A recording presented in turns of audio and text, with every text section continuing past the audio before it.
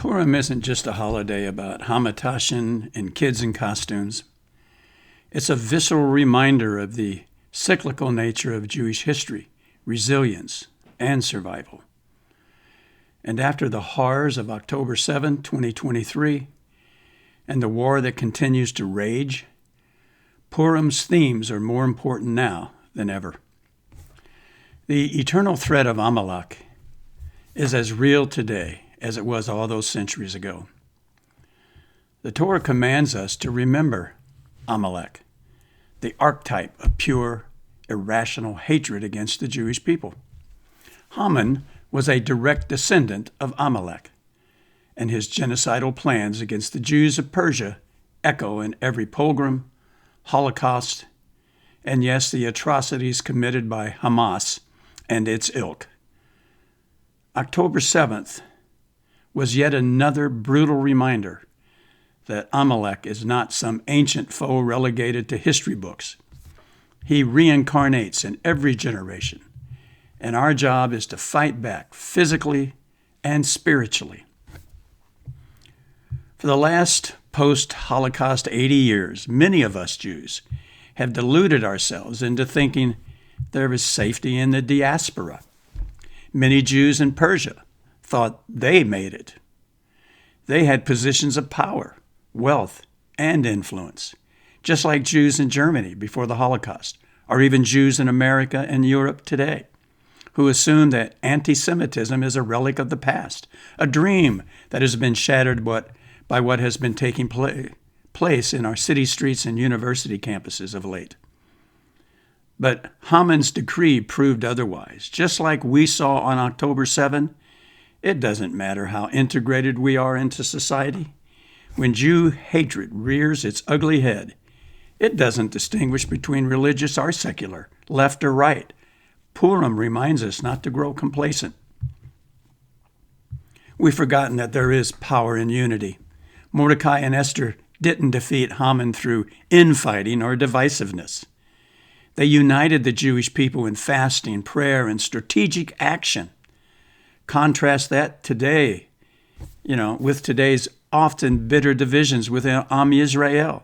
Religious versus secular, left versus right, diaspora versus Israelis. If we've learned anything from the aftermath of October 7, it's that we must stand together. Purim teaches that our strength is in our unity. Adonai's name is famously absent from the Megillah, yet its presence is felt in every twist and turn of the story. The Jews of Persia might have thought they were abandoned, but in reality, events were being orchestrated behind the scene for their survival. Many felt that way on October 7, as Israel faced a level of horror unseen since the Holocaust. And yet, through the darkness, miracles emerged. IDF soldiers preventing greater massacres, civilians saving lives, and an entire nation rallying to defend itself. Purim reminds us that even in the darkest times, Hashem is working through history.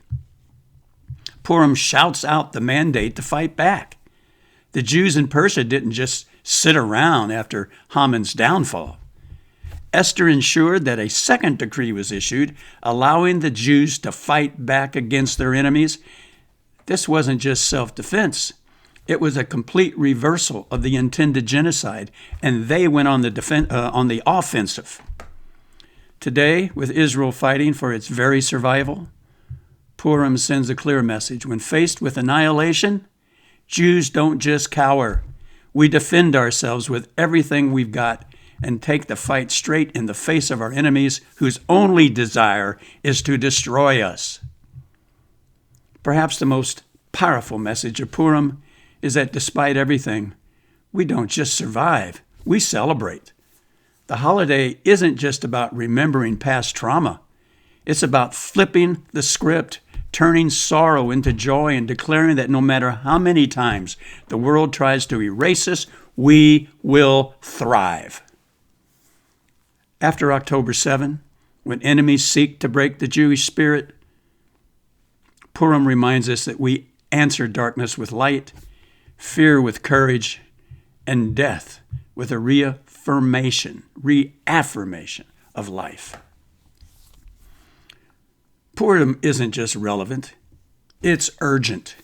It's a rallying cry, especially now, a reminder of our history and a blueprint for how to face the existential challenges of our time. The story of Esther and Mordecai isn't ancient history.